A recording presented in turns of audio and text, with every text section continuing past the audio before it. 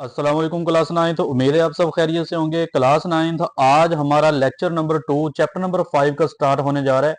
Chapter number 5 energetics हमने start किया। उधर लेक्चर नंबर 1 के अंदर हमने बहुत ही अहम टर्मिनोलॉजीज सीखी, जिनमें हमने सिस्टम को, सराउंडिंग को, एनर्जी को, हीट एनर्जी को, केमिकल एनर्जी को, इस तरह की मुख्तलिफ टर्म्स हमने सीखी हैं। एक्सोथर्मिक रिएक्शन क्या होता है, एंडोथर्मिक रिएक्शन क्या होता है।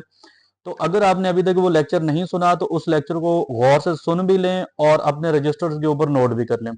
आज हमारा लेक्चर नंबर 2 स्टार्ट होने जा रहा है और बहुत ही अहम टर्म इंथाल्पी को हम डिस्कस करेंगे कंप्लीटली तौर पर। तो आइए देखते हैं सबसे पहले इसकी डेफिनेशन को। इंथाल्पी क्या होती है? The total heat content of a system. किसी भी सिस्टम का total heat content, total heat content of a system at STP. ये एसटीपी क्या होता है? Standard temperature and pressure. Standard temperature and pressure याद रखिएगा, केमिस्ट्री के अंदर जो स्टैंडर्ड टेम्परेचर है वो 0 डिग्री सेंटीग्रेड, जबकि जो प्रेशर है वो 760 मिलीमीटर ऑफ एच जी है। ये आपने याद रखना है। तो स्टैंडर्ड टेम्परेचर और प्रेशर के ऊपर किसी भी सिस्टम के अंदर जो टोटल हीट कंटेंट है वो क्या कहलाता है? वो एंथैल्पी कहलाता है। तो आइए नेक्स्ट मूव करते हैं। नेक्स्ट आपके पास है इसका सिंबल। याद रखिएगा, जो इंथैल्पी के लिए सिंबल इस्तेमाल होता है, सिंपल इंथैल्पी के लिए, वो एच है। लेकिन अगर हम कहीं पर भी चेंज इन इंथैल्पी पढ़ रहे हैं, यानी किसी भी सिस्टम के अंदर जो हीट चेंज हो रही है, इंथैल्पी चेंज हो रही है, आफ्टर यानी बिफोर एंड आफ्टर रिएक्शन, या तो हीट एब्जॉर्ब हुई है या हीट इवॉल्व हुई है, चेंज इन एंथैल्पी हुआ है, तो वहां पर जो सिंबल इस्तेमाल किया जाएगा वो डेल्टा एच किया जाएगा। ये डिफरेंस के अंदर भी आपने याद रख लेना है कि एंथैल्पी के लिए एच और चेंज इन एंथैल्पी के लिए डेल्टा एच का इस्तेमाल होता है। इसकी इंपॉर्टेंस क्या है? इंपॉर्टेंस के लिए आपने दो पॉइंट्स याद रखने हैं। नंबर फर्स्ट पर आपने याद रखना है कि इंथैल्पी जो है ये हेल्प करती है to understand the total heat present in a system. किसी भी सिस्टम के अंदर टोटल हीट कितनी है, इसको समझने में मदद देती है। और नंबर 2 पर to calculate the useful work from heat energy. किसी भी सिस्टम के अंदर जो टोटल एनर्जी है उसमें से कितनी एनर्जी है जो यूजफुल वर्क के लिए इस्तेमाल हुई है, इसको कैलकुलेट करने के लिए भी हम एंथैल्पी का इस्तेमाल करते हैं। तो ये आपने याद कर लेना है, to calculate the useful work from heat energy. Next आपके पास क्या है जी? Change in enthalpy. Change in enthalpy क्या होता है बेटा? याद रखिएगा, ये आपसे मुख्तलिफ तरह से क्वेश्चन पूछा जाता है। यहाँ पर डिफरेंस शॉर्ट क्वेश्चन में भी पूछ लिया जाता है। इंथैल्पी क्या है, चेंज इन इंथैल्पी क्या है, या इंथैल्पी चेंज क्या है। तो ये सारे आपको याद रहने चाहिए।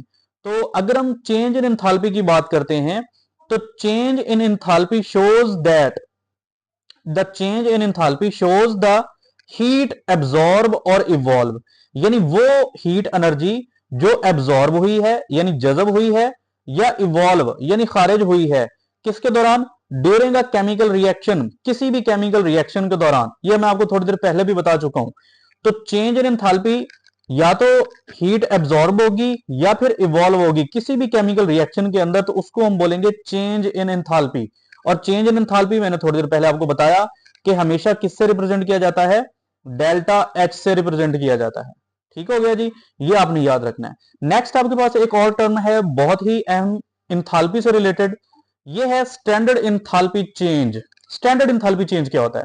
ये थोड़ी देर पहले मैंने आपको एक बात बताई थी कि स्टैंडर्ड टेम्परेचर और प्रेशर यानी एसटीपी, अगर कोई भी केमिकल रिएक्शन स्टैंडर्ड टेम्परेचर और स्टैंडर्ड प्रेशर पर हो रहा है तो उसके दौरान जो हीट चेंज आएगा, जो एंथैल्पी चेंज आएगा, उसको हम स्टैंडर्ड एंथैल्पी बोलेंगे।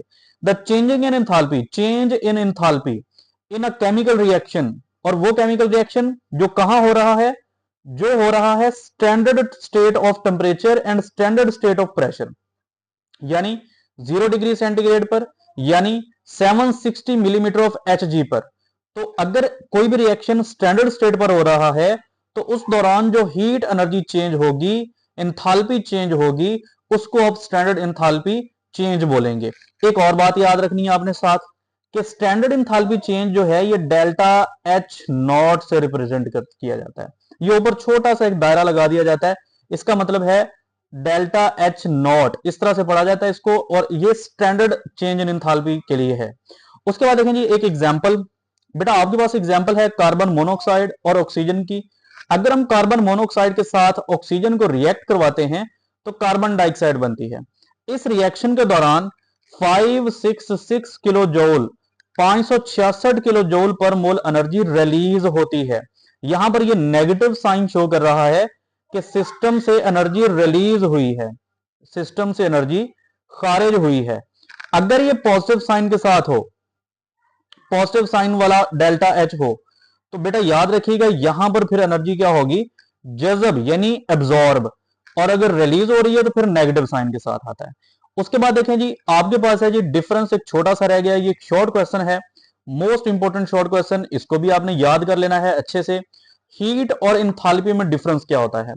हीट क्या है जी, हीट के बारे में याद रखिएगा, एनर्जी की एक किस्म है, एनर्जी की एक फॉर्म है जो ट्रांसफर होती है, जो ट्रांसफर होती है कहां से, from hot to cold body, एक गर्म जिस्म से ठंडे जिस्म की तरफ ट्रांसफर होने वाली एनर्जी की फॉर्म को हम बोलते हैं हीट।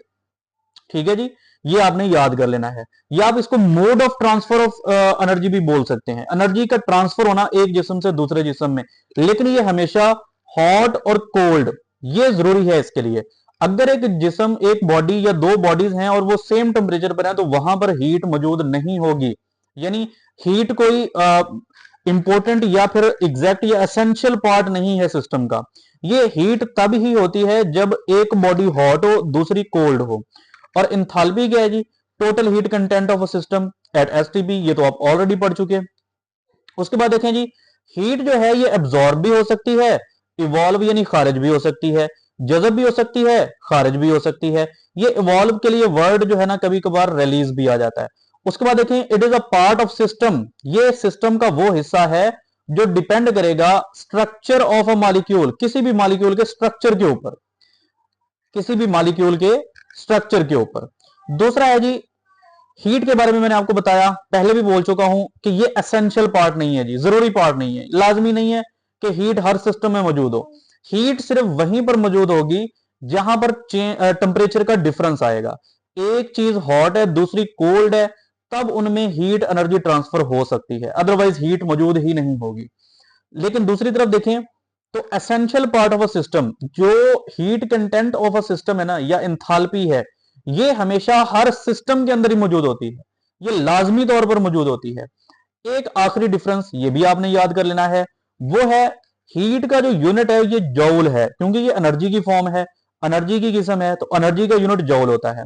और जो आपके पास इंथैल्पी है इसका यूनिट क्या होता है, किलो जौल पर मोल, किलो जौल पर मोल, एक मोल के अंदर पाई जाने वाली एनर्जी किलो जौल पर मोल, ये इंथैल्पी का यूनिट है। तो उम्मीद है बच्चों आपको ये लेक्चर बहुत अच्छे से समझ में आ गया होगा। अगर आप लोगों का कोई भी क्वेश्चन है तो आप कमेंट सेक्शन में कर सकते हैं, लाजमी तौर पर पूछ सकते हैं। इस चैनल को सब्सक्राइब कर लें और साथ ही साथ बेल आइकन को दबा दें, क्योंकि आपके लिए मोस्ट इंपॉर्टेंट वीडियोस जो साइंस से रिलेटेड, केमिस्ट्री, फिजिक्स, बायो और मैथ इंशाल्लाह बहुत जल्द इसी चैनल के ऊपर अपलोड होंगी, स्पेशली क्लास 9th और 10th के लिए। तो आप लोगों ने लाजमी तौर पर इस चैनल को सब्सक्राइब भी करना है और साथ में बेल आइकन को भी दबा लेना है। तो अगर आपको कोई क्वेश्चन हो तो लाजमी तौर पर कर लीजिएगा। इंशाल्लाह नेक्स्ट लेक्चर नंबर 3 के लिए हाजिर होंगे, तब तक के लिए इजाजत चाहेंगे। अल्लाह हाफिज।